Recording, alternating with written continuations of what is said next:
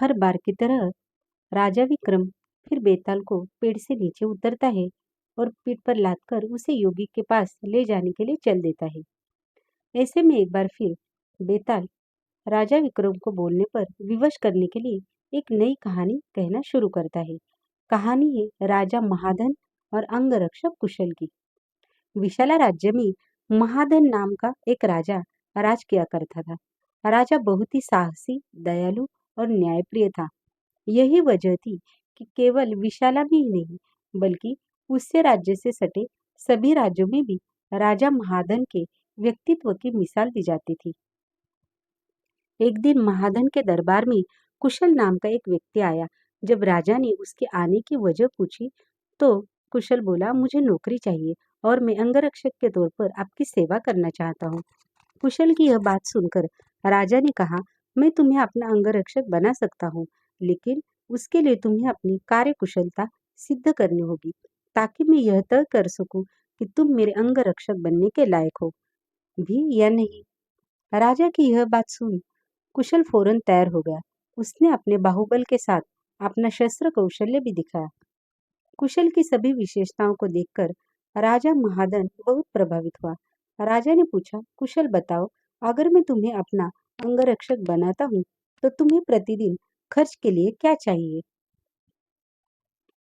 राजा के इस सवाल पर कुशल बोला, महाराज, आप मुझे 1000 तोले सोना दे देना। कुशल का इतना कहना था कि दरबार में मौजूद सभी लोग हैरान होकर कुशल की ओर देखने लगे। राजा महादन भी कुशल की मांग पर आश्चर्य में पड़ गया। हो भी क्यों न, वेतन के रूप में कुशल ने इतनी बड़ी रकम जो मांग ली थी। राजा ने गंभीर होकर कुशल से पूछा, तुम्हारे परिवार में कितने लोग हैं? कुशल ने उत्तर दिया, कुल 4। महाराज, मैं, मेरी पत्नी, एक बेटा और एक बेटी।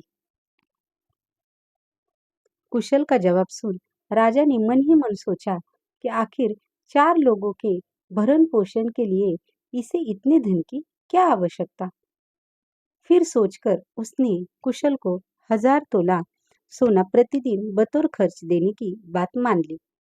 काम सिर्फ इतना था कि उसे हर रात राजा की सुरक्षा के लिए राजा के कक्ष के बाहर पहरा देना था।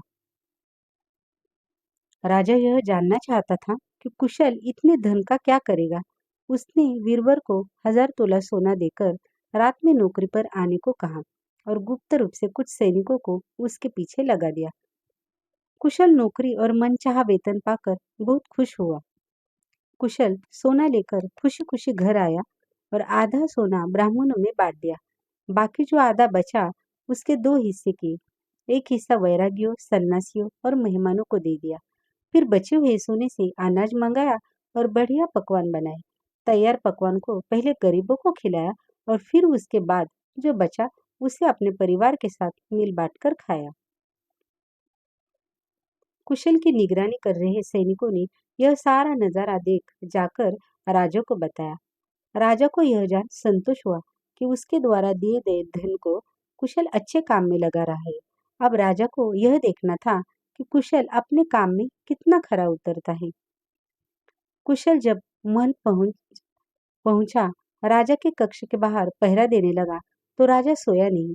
राजा पूरी रात चुपके से जांच करता रहा कि कुशल अपना काम कितनी ईमानदारी से करता है।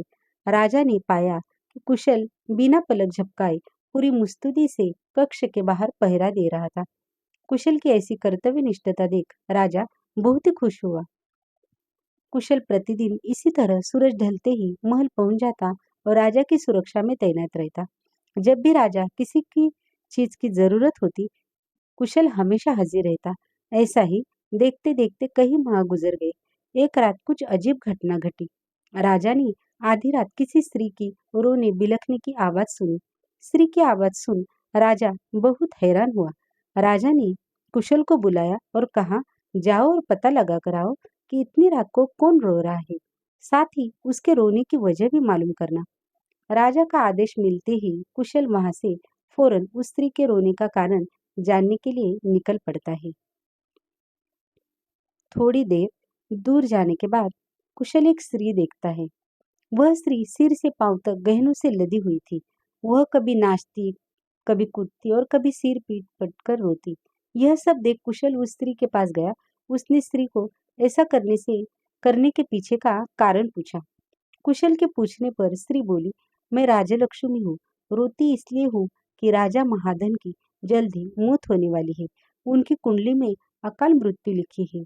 अब उनके जैसा न्यायप्रिय और कुशल राजा चला जाएगा तो मुझे किसी और के अधिकार में रहना पड़ेगा। इसी बात का मुझे बहुत दुख है। राजा की मौत की बात सुनकर कुशल ने राजा लक्ष्मी से पूछा, क्या इस मुसीबत को टालने का कोई उपाय नहीं है? इस पर राजा लक्ष्मी बोली, उपाय तो है, लेकिन क्या तू कर पाएगा? कुशल बोला, आप मुझे उपाय बताइए, मुझसे जो भी बन पड़ेगा मैं अवश्य करूंगा। कुशल के हामी भरते ही राजा लक्ष्मी बोली, पूर्व की दिशा में यहाँ से कुछ दूर एक देवी का मंदिर है। अगर उस मंदिर में तू देवी के चरणों में अपने बेटे की बलि देता है तो राजा पर आने वाला संकट टल जाएगा। उसके बाद राजा 100 साल तक बिना किसी तकलीफ के जीवित रहेगा और राज कर पाएगा। राजलक्ष्मी की यह बात सुन कुशल घर की ओर चल देता है और घर पहुंचकर सब हाल अपनी पत्नी को बताता है। इतने में उसका बेटा और बेटी भी जग जाते हैं। जब कुशल के बेटे को इस बारे में पता चलता है तो वह खुशी खुशी देवी के चरणों में बलि चढ़ने के लिए राजी हो जाता है। कुशल का बेटा कहता है, सबसे पहले यह आपका आदेश, दूसरा राजा का जीवन बचा पाऊं, तीसरा देवी के चरणों में मृत्यु। इससे बड़ा सौभाग्य मेरे लिए और क्या होगा? पिताजी, आप भी चलिए, मैं आपके साथ चलता हूँ। बेटे की यह बात सुन कुशल अपने पूरे परिवार को साथ लेता है और देवी के मंदिर पहुंच जाता है। मंदिर पहुंच कुशल ने अपनी तलवार निकाली और यह कहते हुए, माँ, यह बलि स्वीकार करो और मेरे राजा को लंबी आयु प्रदान करो। बेटे का सिर धीड़ से अलग कर दिया। भाई की मौत पर कुशल की पुत्री भी माता के चरणों में सिर पटक कर अपनी जान दे देती है। पुत्र और बेटी दोनों ही मर जाने पर कुशल की पत्नी कहती है, पुत्र और पुत्री दोनों को खोने के बाद में जीना नहीं चाहती। इतना कहते हुए कुशल की पत्नी कुशल के हाथ से तलवार छीन अपना शीश माता के चरणों में चढ़ा देती है। पत्नी की मृत्यु के बाद अब कुशल सोचता है कि मैं अपने परिवार में अकेला रह गया हूँ, तो फिर मेरे जीने का भी क्या फायदा? यह सोचते हुए सामने पड़ी तलवार से वो खुद को भी खत्म कर लेता है। जब इस बारे में राजा महादन को मालूम हुआ तो वह भी मंदिर पहुंचे और सारा नजारा देख बहुत दुखी हुए। उन्होंने सोचा कि मेरी जान बचाने के लिए 4 लोगों ने अपनी जिंदगी गंवा दी। ऐसा धिक्कार है मेरे राजा होने पर। ऐसे जीवन का मैं क्या करूंगा? बस यही सोचकर राजा अपनी तलवार खींच लेता है। राजा अपनी तलवार से अपनी गर्दन काटने जा ही रहा था कि तभी अचानक वहां देवी प्रकट हो जाती है। देवी कहती है, राजन, मैं तेरे साहस से प्रसन्न हूँ। तू जो भी वर मांगेगा तुझे वह हासिल हो। देवी की यह बात सुन राजा कहता है, देवी, आप कुशल और उसके परिवार को जिंदा कर दो। देवी तुरंत कुशल और उसके परिवार को दोबारा जिंदा कर देती है। इतना कहकर बेताल बोला, बताओ विक्रम, इन सब में सबसे बड़ा बलिदान किसका? विक्रम बोला बेताल से, बड़ा बलिदान राजा का हुआ। बेताल ने पूछा, वो क्यों? विक्रम बोला, सुनो, पिता की आज्ञा का पालन करना पुत्र का धर्म होता है। सेवक का अपने राजा के लिए अपने प्राण दे देना उसका कर्म। वही अगर राजा अपने सेवक के लिए अपनी जान देने को तैयार हो जाए तो वह बड़ी बात है। इसलिए राजा का बलिदान ही सबसे बड़ा हुआ। विक्रम से यह जवाब सुन पाकर बेताल कहता है, बहुत खूब विक्रम, तूने सही जवाब दिया, लेकिन तू भूल गया, मैंने कहा था ना, तू बोला तो मैं चला। इतना कहकर बेताल फिर वही पेड़ पर जाकर उल्टा लटक जाता है। कहानी आपको कैसे लगी? कमेंट्स करके जरूर बताएं। अगर आप चैनल पर नए हैं तो चैनल को लाइक, सब्सक्राइब और शेयर करें।